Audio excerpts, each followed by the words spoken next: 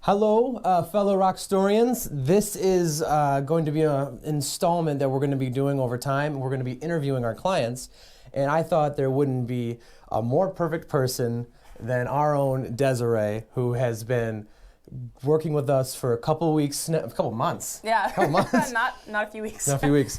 And this is just going to be about her, and yeah, I'll just take it away. First of all, this question was coming up. Your name.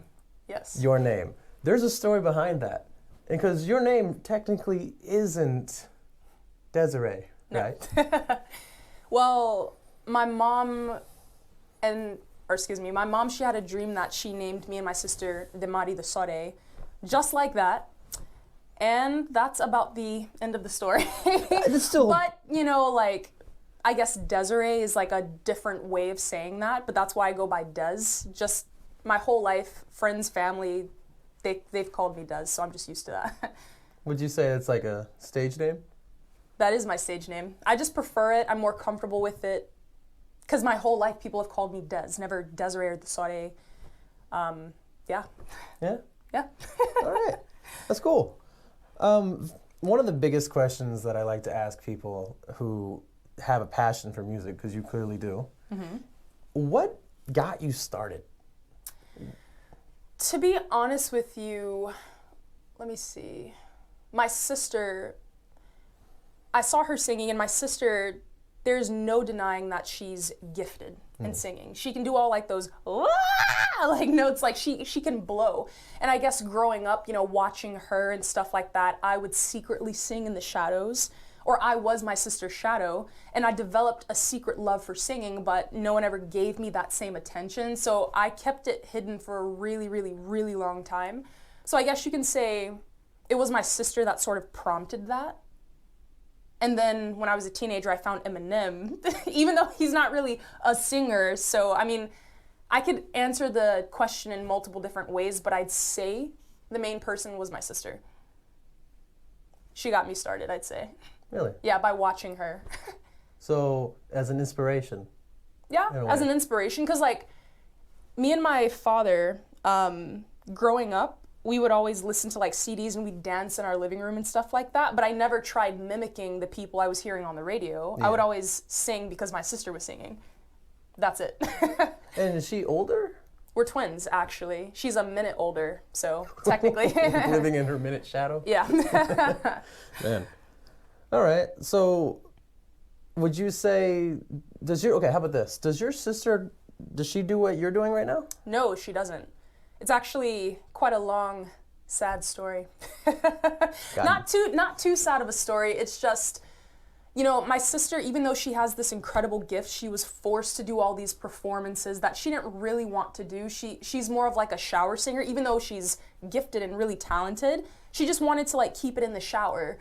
And sing at home or maybe in the church choir. Whereas with me, I was in the shadows. I had this secret love. No one really pushed me to hey, try out for the solo in the church choir or stuff like that. But yet I want to do something with it, so. Could you say that you were your own inspiration at the end of the day? Because it feels like that might be what you're kind of going for. I'm going to have to think about that. I have no idea. Yeah, that's because at the end of the day, you said that you always lived in the shadows, right? Mm-hmm. What do you think about the idea that maybe the true person pushing you towards your goals is you? Yeah, I'd definitely say that. I've had several opportunities to sort of give up. And I think I've told you this story maybe twice, but I remember very vividly there was sort of a point in my life where I wanted to prove to my parents, hey, I love singing. I'm a good singer too. Because, growing up, they would always say, oh, Dim has the better voice. Des, I'm sorry, you can't sing, stuff like that. And so I said, you know what? By my own will, I'm going to try out for this solo, Mary Did You Know, for Christmas time in my church choir. And me and my sister, we were doing the duet. Come the day of the performance, I had all these nerves. And then when my solo came, my voice cracked to oblivion in so many different ways. And the one person I see in the back of the church was my mother laughing at me. And I just decided, you know what? I'm not singing anymore. I suck, it's all my sister, and this wasn't meant for me. And it wasn't until 2018 where I was working at LAX for Norwegian Airlines. This one girl said that her boyfriend like produced beats and stuff like that, and he invited me because he needed a singer to his rap song.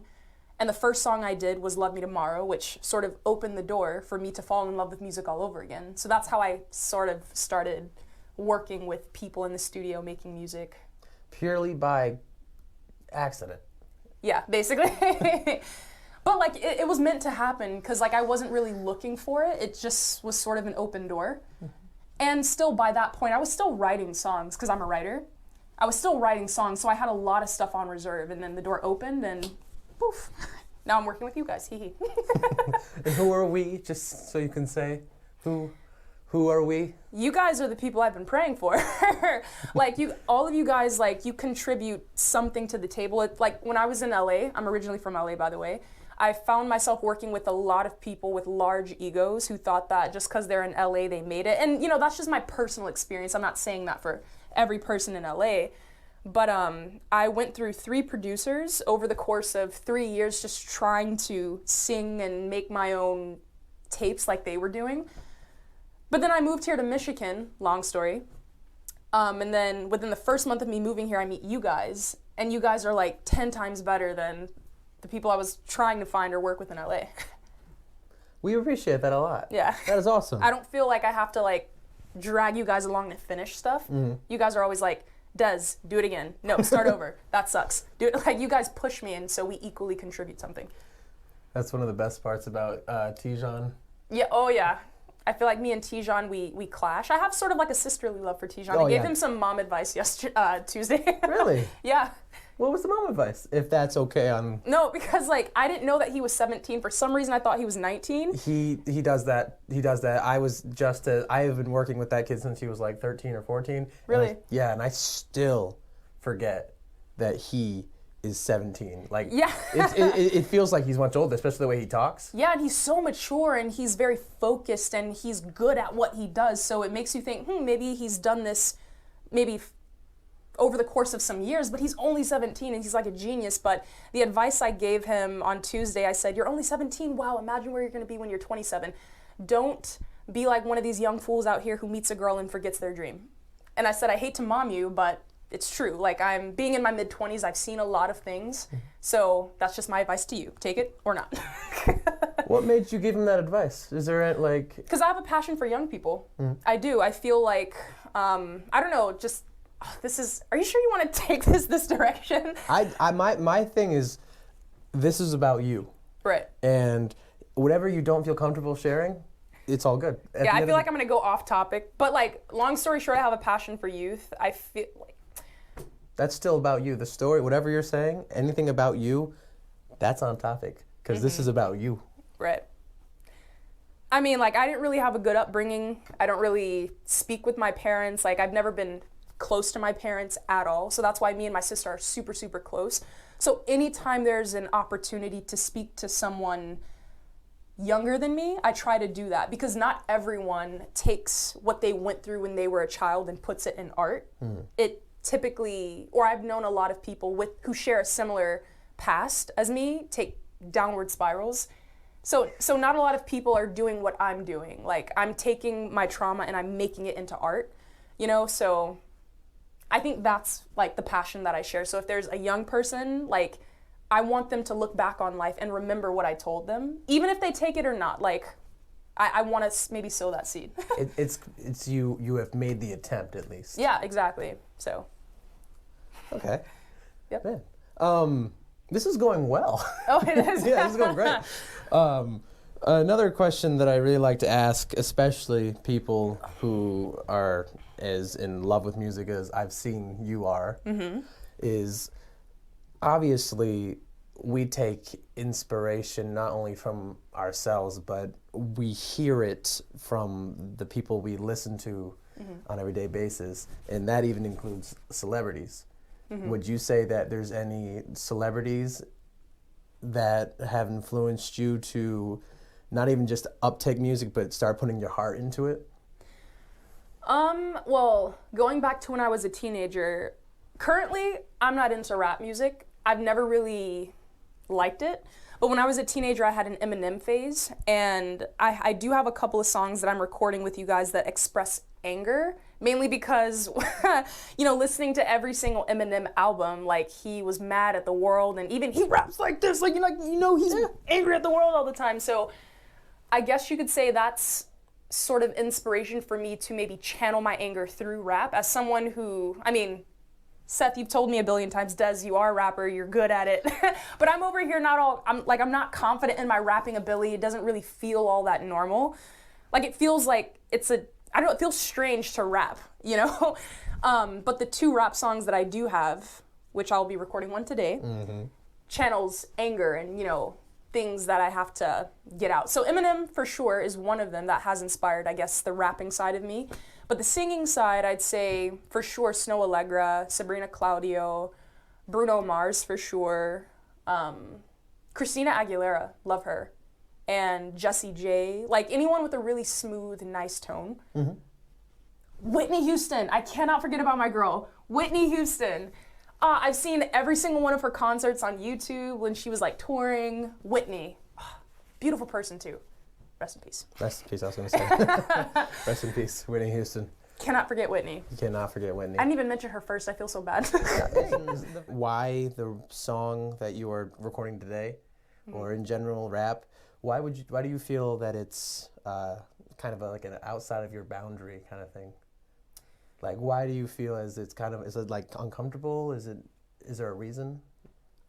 I'm not uncomfortable. I mean, I know that when I was recording voices, like, I say a lot of vulnerable stuff in that song about my life, and I recorded it in a room filled with people I didn't know. It's an amazing song. So I felt extremely naked, like I might as well have been naked. That's how, not embarrassing, just uncomfortable it was to record such a vulnerable song in a room filled with people I didn't know. And this song is kind of like the same, but it's channeling anger. You know, growing up, I've never really fit in. You know, I've never connected well with people, and I still don't. And I've accepted the fact that I'm a loner, and I'm made fun of all the time, or I was throughout my youth and stuff like that, and I still have women at work talking crap behind my back, you know? So, like, I'm just, like, channeling that, expressing that, you know? Because I always say, like, you hate on me now, but I guarantee you're going to be the person in line buying my album, or you're going to be the person in line paying to see my movie. So this is just channeling that. That's all it is, So it's more of raw feeling, and that's kind of like... Yeah. Like, Exactly. Okay. Man, I really want to hear that song. I just want to say that. Oh, you do? I want that song finished. I want that song. Voices? I like it. Yeah? I like Wait till you hear what I'm going to do today. It's sort of like a rock trap, or metal trap, I'd say. Metal trap? Metal trap, yeah. It's a new genre. Yeah. Screamo trap, I don't know. Screamo trap? Something like that. I can't do the screamo voice, so like something along the lines of metal. We'll get Mike to do it. Yeah. That actually is a good segue into the next thing I was going to ask you is, out of all of the things that you are working on or have worked on or want to work on, what song would you say has been your favorite? Drifting. Drifting. Drifting. Drifting. Yes. Why? I think we've all experienced, you know, unrequited love. And I'm that kind of person. I've had the privilege and the honor of loving beyond my own comprehension, to the point where all I have to do is just close my eyes and boom, I'm at home. Oh. So like this one person, like I think about them all the time, like they never leave my heart or my thoughts or my head. And I don't know, they took maybe a path that wasn't the best for them. And I'm over here standing with my heart on my sleeve, loving them, you know, the best that I can. But it's hard, I guess, to love an addict. It's hard to love someone who you can tell deep down they love you too, but they're just so entangled in their bad habits and they don't choose you. So that's what the song is Drifting about. Like, hey, like I love you. Like the hardest part of letting go is leaving you alone. I've only loved a few, but you're the greatest one I know, you know? So those are some of the lyrics, and you know, you just hope. You look like a fool in front of people who tell you, does move on, let go. But it's the simple magic of believing that they will drift back to you, so. That's, if you love something and you let it go and it comes back to you. Oh my gosh, don't make this corny. No, but it's true. Like, there's a magic to believing that not a lot of people, like, don't understand. No, believing goes miles in a realm we can't see yet. I wasn't making fun of you. I want to make sure you know that. No, I didn't feel like you were making fun of me. I just wanted to make sure. I was like, no, I completely like. You've always, to me, had a very great way of expressing your emotions the way you feel, and especially through the lyrics that you have. You're very good with the poetry. I've noticed, and I'm a poet. yes, you are. And not only that, I know that you are also skilled in other realms than just music. Yes, I'm a filmmaker as well. Currently writing a book called The Longest Road with some nonfiction essays in there. Any aspect of writing, like whatever that branches off into, I do. And a little birdie told me that someone might have gone to a film festival. Oh, yeah. I went to LA in October to do a film festival, and the short film I did, A Los Angeles Tale, won Best Short Film, so hee hee. A toot. Yeah. Looking back on it, I think the film is awful because, like, I'm growing every day, and then I look back on my old stuff, and it's just like, but you only saw the film I made when I first started filmmaking. You haven't seen my new stuff, like, so. We should make that happen. Yeah. Yeah. I would say, and I want to know if you agree, Okay. a lot of times when we create things, especially art, whether that is music, photography, film, the product that we made at the time, it's our baby, right? It's our everything. So we're gonna see every little detail that's wrong with it. But the fact that we can look back on our older stuff and be like, wow, that's what I used to make. Now the stuff I'm making now is so much more complex. Of course. In a way, do you agree that that's kind of like a great feeling to know how not only far you've come, but that you continue and have been doing this for so long and progress? Yeah, it's sort of like mile markers of growth. Yeah. You know, because if I look back on my stuff and I'm like, that still bumps. Like, that means I haven't really personally grown. So, yeah, of course I take it as a good thing. Ah, good. I just want to make sure that you respect your work because we do. Of course I do. Yeah. Good. And I appreciate that. There's so many questions I could ask, and that's why this will not be the last time that you are in this room. Please, yeah. But this is going to conclude the interview for our wherever we're putting this on. This will let you know that we have loved you guys watching us, and we appreciate it. Desiree, everybody. Does. Des, my bad. Des.